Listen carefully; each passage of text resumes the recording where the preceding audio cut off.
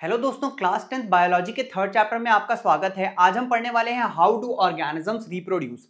ये पूरी सीरीज हम दो पार्ट में कवर करने वाले हैं। सबसे पहले वीडियो में हम असेक्सुअल रिप्रोडक्शन के बारे में पढ़ेंगे और सेकंड पार्ट में हम सेक्सुअल रिप्रोडक्शन के बारे में पढ़ेंगे। तो दोस्तों, मेरा नाम है आयुष अग्रवाल और बढ़ते हैं अब वीडियो की तरफ।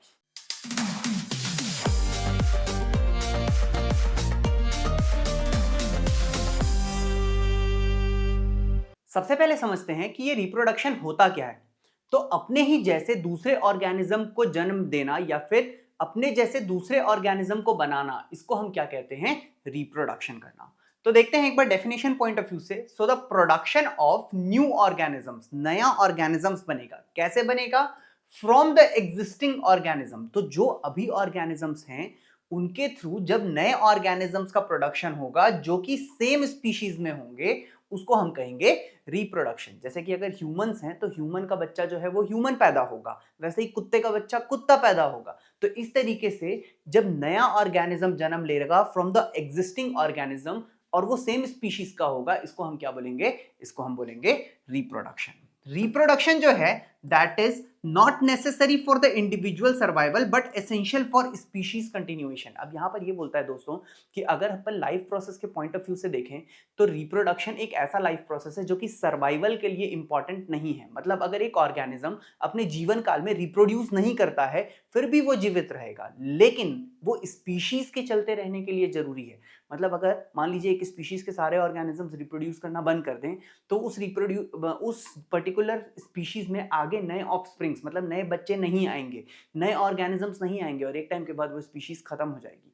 तो स्पीशीज के चलते रहने के लिए रिप्रोडक्शन मस्ट है, लेकिन as a individual survival reproduction must नहीं होता है। It ensures the existence of species through the production of offsprings. अब होता क्या है दोस्तों कि एक पर्टिकुलर स्पीशीज में जब भी एक ऑर्गेनिज्म रिप्रोड्यूस करता है तो वो अपने ही जैसे दूसरे ऑर्गेनिजम्स को जन्म देता है। जो जिन ऑर्गेनिजम्स को वो जन्म देता है, मतलब जो उसके बच्चे हुए, उनको हम बोलते हैं ऑफस्प्रिंग्स। और इस तरीके से ऑफस्प्रिंग्स आते रहते हैं और जनरेशंस जो है वो चेंज हो जाती हैं। जैसे कि ये अगर पेरेंट जनरेशन है तो ये फर्स्ट जनरेशन हो गई और ये सेकेंड जनरेशन हो गई। ठीक है, तो इस तरीके से जनरेशन वाइज जनरेशन लोग आते जाते हैं और पीढ़ियां बढ़ते जाती हैं। एक ही स्पीशीज में जो है वो नए ऑर्गेनिजम्स आते रहते हैं। तो स्पीशीज के कंटिन्यूएशन के लिए रिप्रोडक्शन बहुत जरूरी है। अब सवाल उठता है हाउ डू ऑर्गेनिजम्स रिप्रोड्यूस। ये जो ऑर्गेनिजम्स होते हैं ये रिप्रोड्यूस करते कैसे हैं, इसके बारे में हमें इस चैप्टर में पढ़ना है। ठीक है, so the process involves copying the blueprint of the body design primarily in the form of DNA. अब यहां पर क्या बताता है दोस्तों कि हमारे बॉडी में एक डीएनए होता है, ठीक है, जिसको अपन बोलते हैं डीऑक्सी राइबोन्यूक्लिक एसिड। अब होता क्या है, हमारी बॉडी के पास बेसिकली एक ब्लूप्रिंट होता है कि प्रोटीन को कैसे सिंथेसाइज करना है, अलग अलग सेल्स को कैसे जन्म देना है। इसका जो ब्लूप्रिंट है, ठीक है, आप उसको समझो खुफिया इंफॉर्मेशन जैसा। ये जो खुफिया इंफॉर्मेशन है ये किसके पास है? ये है डीएनए के पास। ठीक है, और ये जो डीएनए है इसकी कॉपिंग होती है और जब इसकी एक कॉपी बनती है तो बेसिकली वो जो कॉपी बनी वो ऑफस्प्रिंग के पास जाती है, ताकि वो जो खुफिया इंफॉर्मेशन, वो जो ब्लूप्रिंट है कि वो पर्टिकुलर ऑर्गेनिज्म कैसे सिंथेसाइज होगा या कैसे बनेगा, वो अपन नेक्स्ट जनरेशन पे पास आउट कर सकें। ठीक है, so the DNA in the cell nucleus contains genetic information. क्या होता है उस डीएनए के पास? उस डीएनए के पास होती है जेनेटिक इंफॉर्मेशन, जो कि वो इनहेरिट करता है कहां से? पेरेंट से। मतलब जो बच्चा है उसके पास वो जेनेटिक इंफॉर्मेशन कहां से आती है? वो उसके पास उसके पेरेंट्स से आती है। अब जब भी रिप्रोडक्शन होता है तो सबसे पहले क्या होता है? ये डीएनए कॉपी होता है to ensure that the body design are passed on to the next generation. अब आप सोचो, मान लो अगर एक ऑर्गेनिज्म है, उसका जो बच्चा है, ठीक है, उसकी बॉडी बिल्कुल उसी तरीके की बनती है जैसे उसकी पेरेंट्स की बॉडी है। जैसे कि अगर मान लीजिए एक शेर है, ठीक है, तो जो शेर का बच्चा होगा वो शेर के जैसा दिखेगा, गधे के जैसा तो नहीं दिखेगा। क्यों?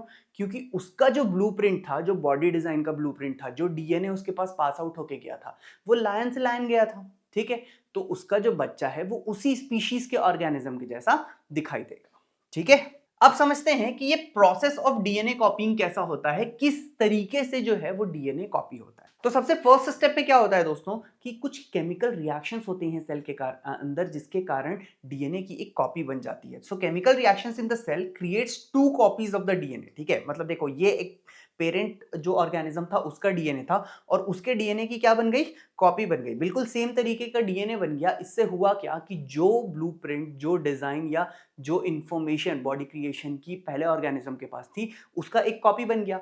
लेकिन अब ये डीएनए डायरेक्टली ट्रांसपोर्ट नहीं हो सकता दूसरे बॉडी में, तो क्या होता है, ये जो डीएनए है इसके साथ साथ एक पूरा का पूरा सेल्यूलर अपैरेटस भी एक्स्ट्रा बनता है। जैसे कि यहां पर देखिए डीएनए इसके अंदर है, ठीक, तो डीएनए तो कॉपी हो गया, इसके साथ क्या हुआ, ये पूरा सेल अपने आप को बढ़ाया और नया सेल्यूलर अपैरेटस क्रिएट कर लिया। थर्ड स्टेप में क्या होता है, ये जो सेल है ये डिवाइड हो जाता है और दो नए सेल्स को जन्म देता है, ठीक।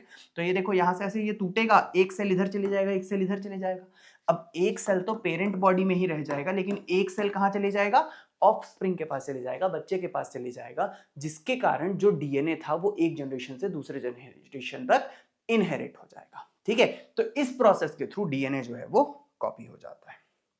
अब यहां पर एक सवाल उठता है, क्या जो डीएनए की कॉपीज होती हैं क्या वो आइडेंटिकल होती हैं, ठीक। तो इस चीज को समझने के लिए आप अपने ही घर की जनरेशन को देखिए, ठीक है, दादाजी को देखिए, पापा को देखिए, अपने आप को देखिए, आप लोग सब एक जैसे दिखते होंगे, ठीक है। मतलब अगर कोई एक फैमिली होगी जो सब मोटे मोटे हैं तो सारे आपको मोटे मोटे दिखाई देते होंगे, या फिर अगर सारे शॉर्ट हाइटेड हैं तो आपको सब एक जैसे दिखाई देते होंगे। अक्सर आपको किसी ना किसी ने बोला होगा पापा के जैसे दिखाई देते हो, मम्मी के जैसे दिखाई देते हो, ठीक है। तो आप उनके जैसे दिखाई देते हो, बट क्या आप एग्जैक्ट कॉपी हो उनकी, तो आप उनकी एग्जैक्ट कॉपी भी नहीं हो। तो अब अपन इस क्वेश्चन का आंसर देने की कोशिश करते हैं, क्या डीएनए की कॉपीज आइडेंटिकल होती हैं, तो आइडेंटिकल नहीं होती हैं। डीएनए की कॉपीज कैसी होती हैं, डीएनए की कॉपीज सिमिलर होती हैं। कैसी होती हैं डीएनए की कॉपीज, डीएनए की कॉपीज सिमिलर होती हैं, ठीक। तो डीएनए कॉपीज जो है वो बहुत ही सिमिलर होती हैं, लेकिन वो आइडेंटिकल नहीं होती हैं। नेक्स्ट पॉइंट अगर अपन देखें तो उनके में वेरिएशन आ जाता है। अब यार एकदम आइडेंटिकल नहीं है लेकिन सिमिलर है, तो कुछ पार्ट बदल गया, जो चीज बदल गई उसको अपन क्या बोलते हैं, बदलाव, मतलब वेरिएशन आ गया। तो वेरिएशन क्यों हो सकता है, तो इनएक्यूरेसीज इन द कॉपिंग प्रोसेस, जब कॉपिंग प्रोसेस हो रहा होगा तो थोड़ी बहुत इनएक्यूरेसीज आ गई होंगी, उन एरर्स के कारण, उन इनएक्यूरेसीज के कारण क्या होता है, वेरिएशंस आ जाते हैं। अब सवाल ये उठता है कि जो वेरिएशंस आए वो अच्छे हैं कि बुरे हैं, ठीक है। तो आर दे गुड, तो वेरिएशन तीनों तरीके के हो सकते हैं। कुछ वेरिएशंस नेक्स्ट जनरेशन के लिए अच्छे हो सकते हैं, कुछ वेरिएशंस नेक्स्ट जनरेशन के लिए अच्छे नहीं होंगे, और कुछ ऐसे भी जनरेशन होंगे, कुछ ऐसे भी एरर्स होंगे या कुछ ऐसे भी वेरिएशंस होंगे जो न्यूट्रल होंगे, ना तो अच्छे होंगे ना तो बुरे होंगे। तो अब वो डिपेंड करेगा कि आने वाली जनरेशन को किन क्लाइमेटिक फीचर्स या किन चीजों को फेस करना पड़ रहा है, उसके ऊपर डिपेंड करेगा कि वो उनके लिए अच्छे थे कि बुरे थे, ठीक है। अब समझते हैं कि ये वेरिएशन जरूरी क्यों है रिप्रोडक्शन के दौरान। क्या होगा अगर वेरिएशन नहीं होगा, तो ऑर्गेनिज्म के साथ क्या समस्याएं आने का डर है, इस चीज को समझते हैं, ठीक। तो बोलता है वेरिएशन ड्यूरिंग रिप्रोडक्शन जो है that creates small differences, variation के कारण क्या हो रहा है, छोटे छोटे डिफरेंसेस आ रहे हैं किनके बीच में, ऑर्गेनिजम्स के बीच में छोटे छोटे डिफरेंसेस आ रहे हैं। अब ये छोटे छोटे डिफरेंसेस क्यों आ रहे हैं, क्योंकि डीएनए हुआ तो कॉपी ही, लेकिन थोड़ा थोड़ा एरर आ गया, उस एरर के कारण वेरिएशन आया, लेकिन वो वेरिएशन थोड़ा थोड़ा वेरिएशन आ रहा है, इसलिए छोटे छोटे डिफरेंसेस क्रिएट हो जा रहे हैं। और ये जो डिफरेंसेस हैं ये बहुत ही जरूरी हैं इवोल्यूशन के लिए। इवोल्यूशन से नई नई स्पीशीज बनती हैं और चेंजेस एक्यूमुलेट हो जाते हैं and help the species to adopt the changing environment. अब देखो दो चीजें हो सकती हैं, मान लो एक स्पीशीज थी ए और उससे इवॉल्व होकर के दो नई स्पीशीज बनी बी और सी, ठीक। अब हो सकता है जो चेंजिंग एनवायरनमेंट है वो बी स्पीशीज के लिए अच्छा नहीं होगा, लेकिन सी स्पीशीज के लिए अच्छा होगा, तो एक पर्टिकुलर स्पीशीज खत्म हो जाएगी वक्त के साथ, लेकिन एक स्पीशीज कंटिन्यू होते रहेगी। तो ऑर्गेनिज्म की जो स्पीशीज है वो चलती रहे, लाइफ में, अर्थ में जो लाइफ है वो बनी रहे, इसके लिए इवोल्यूशन का होना बहुत जरूरी है, ताकि चेंजिंग एनवायरनमेंट और चेंजिंग क्लाइमेटिक कंडीशंस के अकॉर्डिंग सर्वाइवल बना रहे, ठीक है। अब समझते हैं what is the role of variation in survival. अब अभी अभी मैंने सर्वाइवल वर्ड की बात कही थी, तो सर्वाइवल में वेरिएशन का क्या रोल है इस चीज को समझते हैं, ठीक। तो जो भी चेंजिंग इन्वायरमेंट है, ठीक है, अब चेंजिंग इन्वायरमेंट में क्या क्या हो सकता है, जैसे मान लीजिए टेम्परेचर का बदलाव है, शिफ्ट्स हैं, या फिर जो नेचुरल डिजास्टर्स हैं, इन सारी चीजों के अगेंस्ट जो वेरिएशन है वो एक स्पीशीज के सर्वाइवल में हेल्प करता है। फॉर एग्जाम्पल मान करके चलते हैं, कुछ बैक्टीरियाज जो हैं इन टेम्परेट वाटर्स में सर्वाइव। अब क्या होगा, मान लो ग्लोबल वार्मिंग के कारण सारी जगह का टेम्परेचर बढ़ते जा रहा है, अब कोई एक पर्टिकुलर बैक्टीरिया है जो कि उस टेम्परेट मॉडिफाइड टेम्परेचर को जो है वो झेल पाता है, तो क्या होगा, वो सर्वाइव कर जाएगा, बाकी बैक्टीरियाज मर जाएंगे। तो देखो एक ऐसी स्पीशीज हुई ना जो अभी भी जिंदा है, जो आगे लाइफ को कंटिन्यू करेगी। तो इसके लिए क्या होता है, हम बोल सकते हैं वेरिएशन जो है वो सर्वाइवल के लिए बहुत ज्यादा जरूरी है। ठीक है, अब समझते हैं दोस्तों कि ये जो रिप्रोडक्शन है क्या है, कैसा है, ये तो हमने समझ लिया। अब समझते हैं ये कितने तरह का होता है। तो रिप्रोडक्शन जो है ये दो तरीके का होता है, एक होता है असेक्सुअल रिप्रोडक्शन और एक होता है सेक्सुअल रिप्रोडक्शन। ऐसा रिप्रोडक्शन जिसमें सिर्फ एक तरह का ऑर्गेनिज्म रिप्रोड्यूस करता है और नए ऑर्गेनिज्म को जन्म देता है, इसको हम बोलते हैं असेक्सुअल रिप्रोडक्शन। और ऐसा रिप्रोडक्शन जिसमें दो पेरेंट इन्वॉल्व होते हैं एक नए ऑर्गेनिज्म को जन्म देने के लिए, उसको हम बोलते हैं सेक्सुअल रिप्रोडक्शन। तो एक बार देखते हैं यहां पर असेक्सुअल रिप्रोडक्शन में कितने पेरेंट इन्वॉल्व होते हैं, सिर्फ सिंगल पेरेंट इन्वॉल्व होते हैं। इसमें सेल गैमेट्स जो हैं वो इन्वॉल्व नहीं होते हैं। ठीक है, अगर अपन सेक्सुअल रिप्रोडक्शन की बात करें तो दो पेरेंट इन्वॉल्व होते हैं। अब क्योंकि दो पेरेंट इन्वॉल्व होते हैं तो सेक्स गैमेट्स जो हैं, जिनको अपन कॉमनली गैमेट्स भी बोलते हैं, ये इन्वॉल्व होते हैं। ये जो दो ऑर्गेनिज्म है उसमें से एक ऑर्गेनिज्म मेल होगा और जो दूसरा ऑर्गेनिज्म है वो फीमेल होगा। तो गैमेट्स भी कितने तरीके के होंगे, गैमेट्स दो तरीके के होंगे, एक होगा मेल गैमेट, दूसरा होगा फीमेल गैमेट। अगर अपन असेक्सुअल रिप्रोडक्शन की बात करें तो binary fission in amoeba, budding in hydra, spore formation in fungus, और अपन अभी और बहुत सारे पढ़ेंगे, ये सारे असेक्सुअल मोड ऑफ रिप्रोडक्शन है। अगर अपन सेक्सुअल मोड ऑफ रिप्रोडक्शन देखें तो फ्लावर्स हो सकता है, ह्यूमंस हो सकता है, बहुत सारे और मैमल्स हैं, इन सब में अगर अपन देखेंगे तो ये सेक्सुअल रिप्रोडक्शन फॉलो करते हैं। मतलब ऐसा कोई भी ऑर्गेनिज्म जिसमें आप दो पढ़ते हो, जैसे लड़का लड़की, ठीक है, कुत्ता कुतिया, इस तरीके से जिसमें आप दो पढ़ रहे हो, इनको हम क्या बोलते हैं, सेक्सुअल रिप्रोडक्शन वाले। जिसमें एक होता है वो क्या होगा, वो होगा असेक्सुअल रिप्रोडक्शन। तो अब अपन डिटेल में इस वीडियो में असेक्सुअल रिप्रोडक्शन को कवर करने वाले हैं। तो बढ़ते हैं एक एक करके असेक्सुअल रिप्रोडक्शन के पार्ट्स को कवर करते हैं। टाइप्स ऑफ असेक्सुअल रिप्रोडक्शन शुरू करने से पहले दोस्तों मैं एक बार फिर से आपको बताना चाहूंगा कि असेक्सुअल रिप्रोडक्शन क्या होता है। असेक्सुअल रिप्रोडक्शन एक ऐसा फॉर्म ऑफ रिप्रोडक्शन है जिसमें सिंगल पेरेंट इन्वॉल्व होता है, इसमें मेल फीमेल जैसी चीजें नहीं होती हैं। ठीक है, तो बढ़ते हैं टाइप्स ऑफ असेक्सुअल रिप्रोडक्शन की तरफ। सबसे पहला असेक्सुअल रिप्रोडक्शन का जो टाइप है इसको हम बोलते हैं बाइनरी फिशन। ठीक है, क्या बोलते हैं इसको हम बोलते हैं बाइनरी फिशन। बाइनरी का मतलब होता है दो और फिशन का मतलब होता है टूट जाना। तो जब एक ऑर्गेनिज्म दो ऑर्गेनिजम्स में टूट जाता है तो उसको हम क्या बोलते हैं, बाइनरी फिशन बोलते हैं। So the division of a single cell into two similar cells under favourable condition, इसको हम क्या बोलते हैं, बाइनरी फिशन। बाइनरी फिशन हमेशा यूनिसेल्यूलर, यूनी मतलब होता है वन, तो वन सेल वाले ऑर्गेनिजम्स में होता है, जैसे कि अमीबा हो सकता है, बैक्टीरिया हो सकता है, पैरामीशियम हो सकता है। ठीक है, यहां पर डायग्राम वाइज देखते हैं। यहां पर अगर आप देखेंगे तो देखिए सबसे पहले एक सेल है। ठीक है, ये एक सेल का न्यूक्लियस जो है ये डिवाइड होकर के थोड़ा सा बड़ा हो गया। ठीक है, वक्त के साथ क्या हुआ, इसका सेल्यूलर जो न्यूक्लियस का अपैरेटस है ये थोड़ा और एक्सटेंड हुआ और ये दो अपैरेटस में चेंज हो गया। ठीक, यहां पर देखो ये दो छोटे छोटे न्यूक्लियाई बना लिया है और अब ये क्या कर रहा है, ये इस पूरे सेल बॉडी को डिवाइड करके दो पार्ट्स में तोड़ने की कोशिश कर रहा है। अब यहां से सेल पार्ट टूटने वाला है और दो अलग अलग सेल्स बनने वाले हैं। तो जो एक सेल था इसको अपन बोलेंगे पेरेंट सेल। ठीक, यहां पर देखो पेरेंट सेल बचा ही नहीं। ठीक, दो नए ऑफस्प्रिंग्स आ गए, ये पहला ऑफस्प्रिंग है और ये दूसरा ऑफस्प्रिंग है। ठीक है, मतलब दो नए बच्चे आ गए और ये जो पेरेंट बॉडी थी इसने अपने आप को कॉम्प्रोमाइज करके दो नए ऑर्गेनिजम्स को जन्म दिया है। इस तरीके के अपन फिजन को क्या बोलते हैं, इसको हम बोलते हैं बाइनरी फिजन, और ये पर्टिकुलर एग्जाम्पल अमीबा का एग्जाम्पल है। ठीक है, नेक्स्ट देखते हैं। नेक्स्ट जो है दैट इज मल्टीपल फिशन। ठीक है, जो बाइनरी फिशन है और मल्टीपल फिशन है वो बेसिकली फिशन के अंदर आता है। फिशन के दो पार्ट्स हो गए, एक हो गया बाइनरी फिशन, एक हो गया मल्टीपल फिशन। मल्टीपल फिशन में क्या होता है दोस्तों कि जो पेरेंट ऑर्गेनिज्म होता है वो स्प्लिट हो जाता है और वो बहुत सारे नए सेल्स बना लेता है।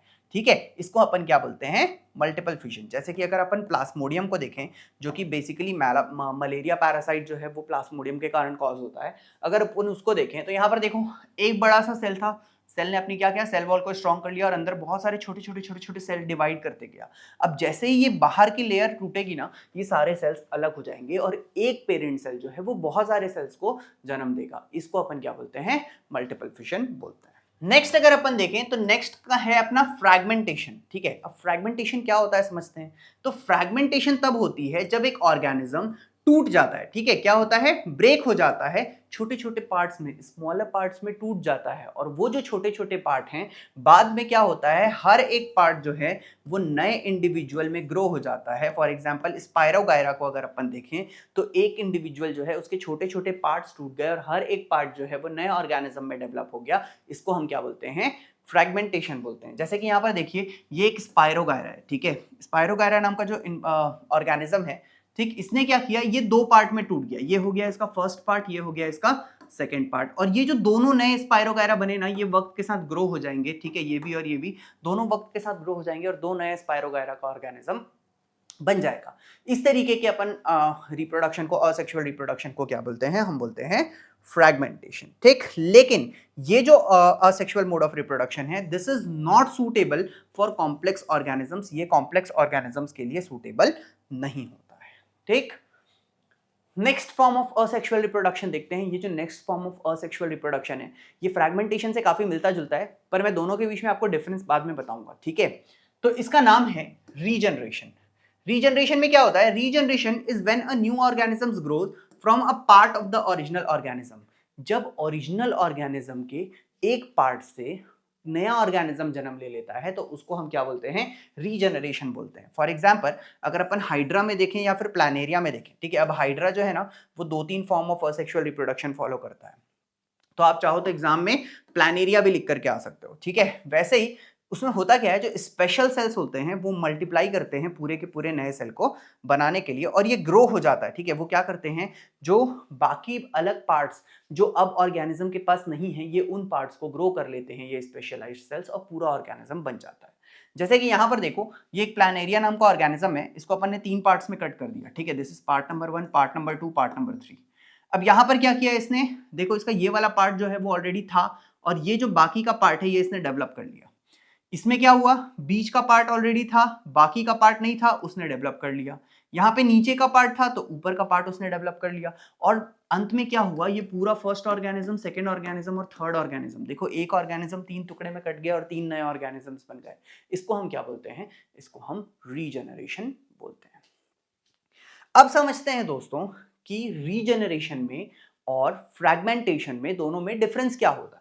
तो अगर अपन सबसे पहले डेफिनेशन को देखें, so the process of regrowing lost body parts from an organism, इसको हम बोलते हैं रीजनरेशन। तो जो ऑर्गेनिज्म का जो पार्ट अब नहीं है, जो वो खो चुका है, उसको वापस से ग्रो करना, इसको हम क्या बोलते हैं, रीजनरेशन बोलते हैं। लेकिन अगर अपन फ्रैगमेंटेशन में देखें, so the process where an organism breaks into a piece, एक ऑर्गेनिज्म, ठीक है, पहले प्रॉपर्ली मैच्योर होगा, फिर वो ब्रेक करेगा अलग अलग ऑर्गेनिज्म में, each of which develops into new individual, और हर एक पार्ट जो है वो एक नए ऑर्गेनिज्म में डेवलप हो जाएगा, उसको हम बोलेंगे फ्रैगमेंटेशन। अब फिर से दोनों एक जैसा साउंड कर रहा होगा।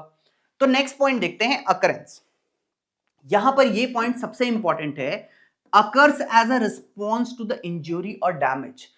जब एक ऑर्गेनिज्म में किसी एक्सटर्नल चीज के कारण कोई इंजुरी आएगी, जिसके कारण वो डैमेज होगा, टूट जाएगा, कट जाएगा दो तीन पार्ट्स में, तो वहां पर रीजनरेशन का प्रोसेस फॉलो होगा, ठीक है। लेकिन जो फ्रैगमेंटेशन है, that happens naturally and can be a form of reproduction. मतलब नेचुरली, जैसे स्पायरोगायरा एक टाइम आएगा जब वो दो पार्ट्स में टूट जाएगा और सारे दोनों नए पार्ट्स जो हैं वो नया स्पायरोगायरा बन जाएगा, इसको हम क्या बोलेंगे, फ्रैगमेंटेशन बोलेंगे, ठीक। इसका एग्जांपल क्या हो गया, हाइड्रा एंड प्लानेरिया, इसका क्या हो गया, स्पायरोगायरा एंड स्टारफिश।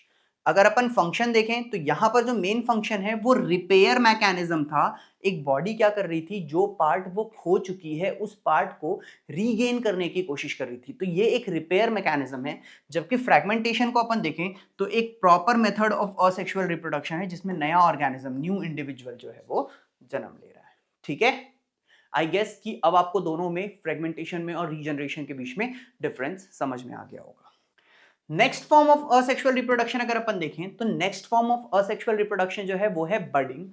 बडिंग में क्या होता है, a bud forms as an outgrowth, outgrowth मतलब अलग से निकल जाएगा, due to repetitive cell division at specific sites. कोई स्पेसिफिक साइट्स होंगी जहां पर रिपीटेटिव सेल डिवीजन के कारण एक आउटग्रोथ, एक अलग से एक छोटा सा पार्ट निकल जाएगा, उस छोटे से पार्ट को हम बोलेंगे बड। वक्त के साथ वो बड बड़ा होते जाएगा और वो नए ऑर्गेनिज्म में चेंज हो जाएगा। तो क्या होगा, ये जो बड है ये बग के साथ एक टाइनी इंडिविजुअल में डेवलप हो जाएगा। एक बार जब वो फुल्ली मैच्योर हो जाएगा तो ये बड डिटैच हो जाएगा पेरेंट ऑर्गेनिज्म से के थ्रू और एक नया इंडिपेंडेंट ऑर्गेनिज्म बना लेगा। ठीक है, यहां पर देखते हैं, यहां पर देखो ये हाइड्रा है, इसमें ये वो साइट है जहां पर बड जो है वो बनना शुरू हुआ है। ठीक, वक्त के साथ देखो ये थोड़ा सा बड़ा हो गया, उसके बाद क्या हुआ, ये पूरा ऑर्गेनिज्म के जैसा बन गया। एक बार ये बन जाएगा तो ये यहां से डिटैच हो जाएगा, ये एक नया ऑर्गेनिज्म बन जाएगा, ये एक नया ऑर्गेनिज्म बन जाएगा। तो इस तरीके के असेक्सुअल रिप्रोडक्शन को अपन क्या बोलते हैं, इसको हम बर्डिंग बोलते हैं। ठीक है, नेक्स्ट असेक्सुअल रिप्रोडक्शन देखते हैं, इसका नाम है वेजिटेटिव प्रोपगेशन। वेजिटेटिव प्रोपगेशन में क्या होता है दोस्तों, कि हम नए प्लांट्स को उनके पार्ट्स जैसे कि रूट्स हो सकता है, स्टेम्स हो सकता है, लीव्स हो सकता है, इनकी मदद से हम पूरे के पूरे प्लांट को ग्रो करेंगे। मतलब हम सीड लेकर के नहीं उगाएंगे प्लांट को, हम क्या करेंगे कि हम उसके एक पार्ट ऑफ ऑर्गेनिज्म को लेकर के और दूसरा प्लांट ग्रो करेंगे। इसको हम क्या बोलते हैं, वेजिटेटिव प्रोपगेशन बोलते हैं। जैसे कि अक्सर रोजेस में ये बहुत ज्यादा किया जाता है। ठीक है, ये जो वेजिटेटिव प्रोपगेशन है, ठीक है, एग्रीकल्चर में भी इसका बहुत ज्यादा यूज किया जाता है, शुगर केन के लिए, रोजेस के लिए, ग्रेप्स के लिए। इस टेक्निक में अपन क्या करते हैं, जैसे लेयरिंग की टेक्निक यूज कर सकते हैं, ग्राफ्टिंग की टेक्निक यूज कर सकते हैं, और इन सारे मेथडोलॉजीज से अपन क्या करेंगे, असेक्सुअल मोड ऑफ रिप्रोडक्शन से ऑर्गेनिजम्स को एग्रीकल्चर में ग्रो करेंगे। ऐसे प्लांट्स जो इस तरीके से उगाए जाते हैं वो काफी ज्यादा अच्छे फ्लावर्स देते हैं और बहुत अच्छे फ्रूट्स देते हैं, और उनके फ्रूट्स और फ्लावर्स जल्दी होते हैं एज कंपेयर टू वो जो कि सीड से होते हैं, क्योंकि अपन प्रॉपर्टीज को पहले स्टडी करते हैं और उन सारी चीजों को समझते हुए हम उससे क्या करते हैं, फ्रूट्स और फ्लावर्स वाले प्लांट को ग्रो करने की कोशिश करते हैं। ठीक है, इससे होता क्या है कि जो नए प्लांट्स आते हैं वो जेनेटिकली सिमिलर होते हैं टू द पेरेंट, तो अपन इंश्योर करते हैं कि जो क्वालिटी पेरेंट में थी वही क्वालिटी उसके सीड्स में भी आएगी। तो इसीलिए ये जो वेजिटेटिव प्रोपगेशन है आजकल ये एग्रीकल्चर में बहुत ज्यादा यूज किया जाता है। अब इसको लेते हुए एक नया कॉन्सेप्ट समझते हैं। कॉन्सेप्ट का नाम क्या है, टिश्यू कल्चर। ठीक है, tissue culture basically asexual reproduction का मोड नहीं है, वेजिटेटिव प्रोपगेशन को ही एक थोड़ा सा एक नए कल्चर में समझाता हूं जिसको हम बोलते हैं टिश्यू कल्चर। ठीक है, होता क्या है इसमें देखते हैं, growing new plants from a piece of tissue या फिर सेल, एक छोटे से सेल से या फिर टिश्यू से अगर अपन एक पूरा का पूरा ऑर्गेनिज्म ग्रो करेंगे, इसको अपन क्या बोलेंगे, टिश्यू कल्चर बोलेंगे। This method produces many plants and keep them diseases free. अब समझते हैं, स्टेप बाय स्टेप समझेंगे कि किस तरीके से, देखो एक यहाँ पे बीकर में छोटे से प्लांट को उगा रहा है केमिकल्स डाल के, ये किस तरीके से हो रहा है, क्या हो रहा है, इस चीज को समझते हैं स्टेप बाय स्टेप। ठीक है, तो सबसे पहला पॉइंट क्या है कि cells are placed in a special medium to grow into a group of cells, और ये जो ग्रुप ऑफ सेल्स हैं इनको हम क्या बोलेंगे, कैलस बोलेंगे। तो हम क्या करेंगे, जो भी प्लांट जिसका हमको टिश्यू कल्चर करना है, हम क्या करेंगे, उस प्लांट के कुछ स्पेशलाइज्ड ग्रोथ सेल्स जिनमें अभी ग्रोथ हो रही है उनको हम लेंगे और उनको अपन कुछ स्पेशल मीडियम में, कुछ स्पेशल जो भी अपने को सब्सटेंसेस यूज करने हैं जिसमें वो इजीली ग्रो करें, उनके साथ अपने को उनको रखना है, और हम क्या करेंगे, उसको ग्रुप ऑफ सेल्स में कन्वर्ट करेंगे जिसको हम क्या बोलेंगे, कैलस। अब क्या होगा, हम इस कैलस को ट्रीट करेंगे हॉर्मोन्स के साथ ताकि वो छोटे छोटे प्लांट्स में चेंज हो जाए, और ये जो छोटे छोटे प्लांट्स हैं इनको हम बोलेंगे प्लांटलेट्स। तो देखिए यहां पर जो था ये अब ग्रो होकर के ये छोटे छोटे प्लांटलेट्स में चेंज हो गया है। ठीक है, हमने बहुत सारे प्लांटलेट्स बना लिए हैं। अब क्या होगा, एक बार जैसे ये प्लांटलेट थोड़ा सा बड़ा हो जाएगा कि अपन इसको फील्ड में ट्रांसफर कर सकते हैं, तो अब अपन क्या करेंगे, इसको फील्ड पे मूव करेंगे। तो बोलता है the plantlets are moved to the soil to grow into mature plants, और ये जो छोटे छोटे प्लांट्स थे ये अब मैच्योर प्लांट्स में ग्रो हो जाएंगे। तो इस कल्चर को पूरा हम क्या बोलते हैं, इसको हम बोलते हैं टिश्यू कल्चर। इसमें प्लांट्स में डिसीजेस होने के चांसेस बहुत कम होते हैं, फ्लावर्स फ्रूट्स बहुत जल्दी उगते हैं, और बहुत अच्छे वैरायटी के अपने को फ्रूट्स एंड फ्लावर्स। अब बढ़ते हैं दोस्तों last mode of asexual reproduction में। अगर अपन last mode of asexual reproduction देखेंगे तो दैट इज स्पोर फॉर्मेशन। अब समझते हैं कि स्पोर फॉर्मेशन क्या होता है। तो जो राइजोपस नाम का ऑर्गेनिज्म होता है, ठीक है, जिसको अपन ब्रेड मोल्ड भी बोलते हैं, ब्रेड को अगर बहुत दिन तक छोड़ दोगे ना तो देखना उसके ऊपर फंगस जैसा लग जाता है। ठीक है, तो ब्रेड मोल्ड पे जो ऑर्गेनिज्म एक्ट करता है उसको अपन बोलते हैं राइजोपस। तो बोलता है टाइनी राउंड स्ट्रक्चर्स, ठीक है, छोटे छोटे ये राउंड स्ट्रक्चर्स जिसको अपन स्पोरेंजिया बोलते हैं। ठीक है, तो ये जो है ये सब स्पोरेंजिया है। ठीक है, ये ग्रो हो जाते हैं on a thread, on a thin thread. ठीक, तो ये देखो ये थिन थ्रेड, इसके ऊपर ये स्पोरेंजिया, फिर एक थिन थ्रेड, फिर स्पोरेंजिया, फिर थिन थ्रेड, स्पोरेंजिया। तो ये जो राउंड स्ट्रक्चर्स ग्रो हो रहे हैं, इनको अपन स्पोरेंजिया बोल रहे हैं, और ये एक ऑर्गेनिज्म के ऊपर थिन थ्रेड्स के जैसे ग्रो हो जाते हैं। अब स्पोरेंजिया के अंदर क्या होता है, छोटे छोटे स्पोर्सेस होते हैं, जैसे कि पोर्सेस होते हैं, जैसे कि यहाँ पर देखो ये स्पोरेंजिया अगर ये फूटेगा ना तो इसके अंदर एक छोटी छोटी बिंदी दिखाई दे रही है, इसको अपन क्या बोलते हैं, इसको अपन बोलते हैं पोर्सेस बोलते हैं, ठीक है। अब ये जो पोर्सेस हैं ये न्यू मोल्ड में चेंज हो सकते हैं, यहां से पूरा का पूरा नया ऑर्गेनिज्म बन सकता है। अब क्या होता है, ये जो पोर्सेस होते हैं ये प्रोटेक्टेड होते हैं बाय अ थिक वॉल, मतलब ये जो डॉट डॉट बनी हुई है ना, इसके चारों साइड एक थिक वॉल होती है जो कि इसको प्रोटेक्ट करती है। अब ऐसा नहीं है कि ये तुरंत एक ऑर्गेनिज्म में ग्रो हो जाता है, जब ये पोर्सेस किसी डैम्प इन्वायरमेंट पे जाकर के लैंड करते हैं, ठीक है, या फिर उनको जब कोई मॉइस्ट चीज मिलती है, एक सूटेबल इन्वायरमेंट मिलता है, तो वहां से ये नए ब्रेड मोल्ड में, नए राइजोपस में ग्रो करने लगते हैं। तो इस तरीके के असेक्सुअल मोड ऑफ रिप्रोडक्शन को हम क्या बोलते हैं, इसको हम बोलते हैं स्पोर फॉर्मेशन, ठीक है। तो दोस्तों आज के लिए बस इतना ही। आज हमने देखा कि various forms of asexual reproduction क्या कौन कौन से होते हैं। नेक्स्ट वीडियो में हम सेक्सुअल रिप्रोडक्शन को कवर करेंगे, जिसमें हम फ्लावर और ह्यूमन रिप्रोडक्टिव सिस्टम को कवर करेंगे। तो दोस्तों अगर आपको ये वीडियो पसंद आया हो तो वीडियो को लाइक शेयर एंड सब्सक्राइब जरूर कर दीजिए। मेरे चैनल में बेल आइकन दबाना ना भूलें और वीडियो को ज्यादा से ज्यादा अपने दोस्तों के साथ शेयर करें। आज के लिए बस इतना ही।